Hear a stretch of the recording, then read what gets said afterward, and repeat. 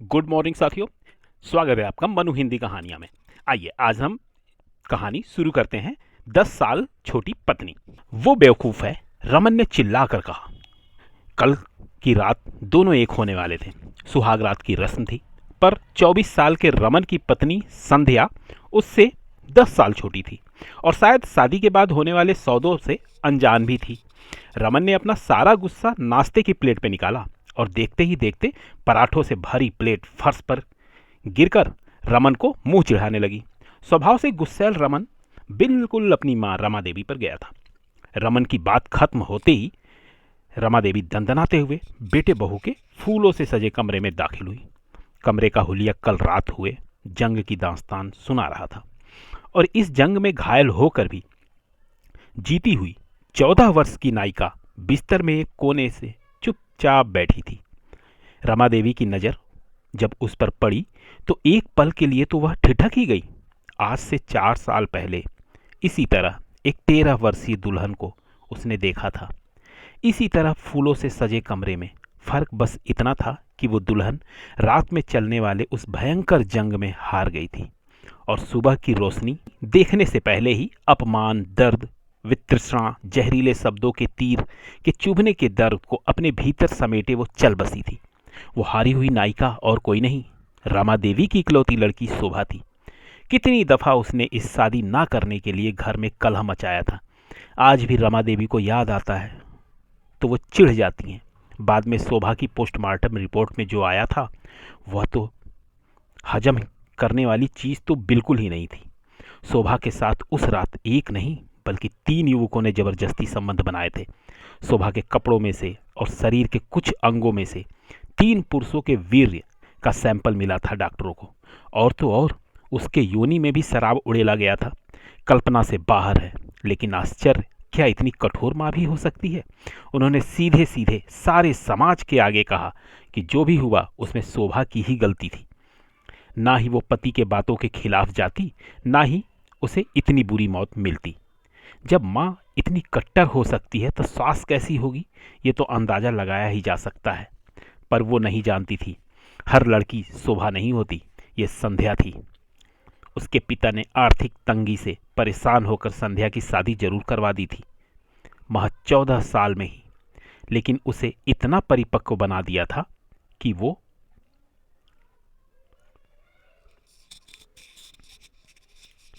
शोभा नहीं बन सकती। संध्या ने 2 साल तक कराटे सीखा, तीरंदाजी भी, और तो और उसके ताऊ के लड़कों ने उसे कुश्ती भी सिखाया था।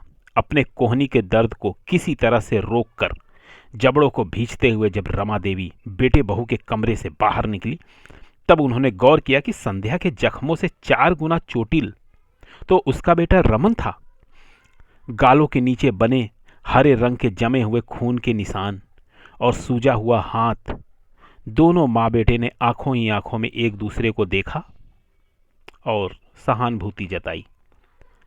सन्नाटा पसरा था पूरे घर में और बेटी के दर्दों को आज तक महसूस कर रहा पिता, कुछ भी ना कर पाने के दुख तले बेबस एक पिता, आत्मग्लानि से तिल तिल मरता एक पिता आज मंद मंद मुस्का रहे थे।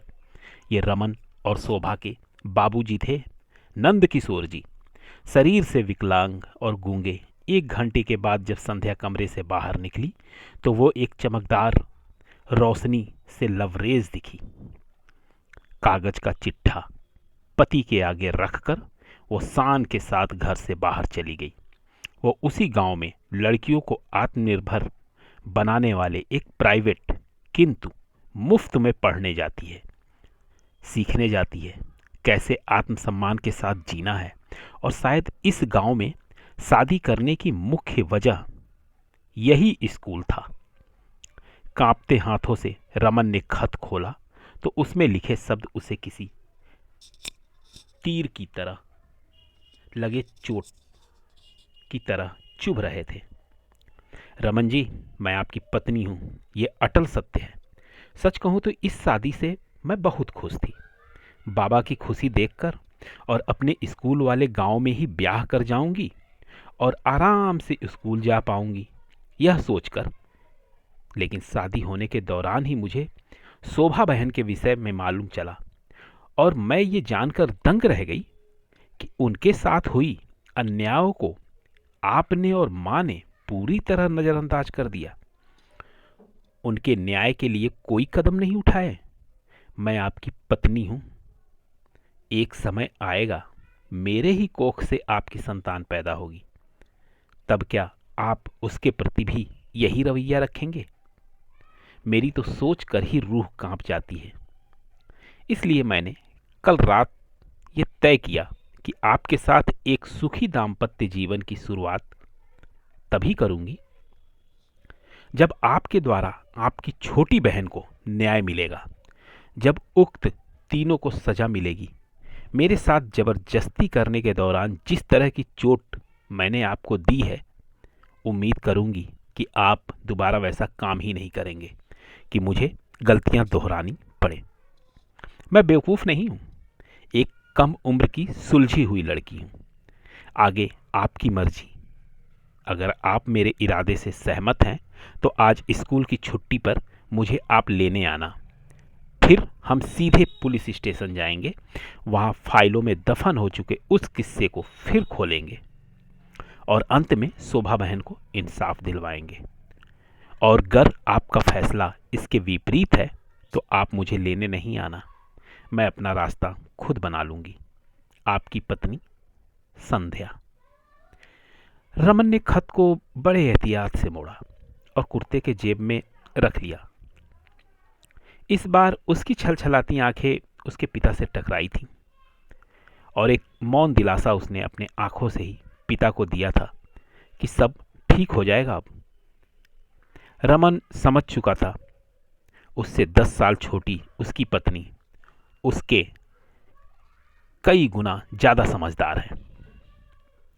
आपको यह कहानी कैसी लगी, आप यह मुझे कमेंट में ज़रूर बताएं और ऐसी ही कहानी सुनने के लिए आप हमारे चैनल्स को सब्सक्राइब भी कर लें। Thanks for watching. धन्यवाद आप सभी का।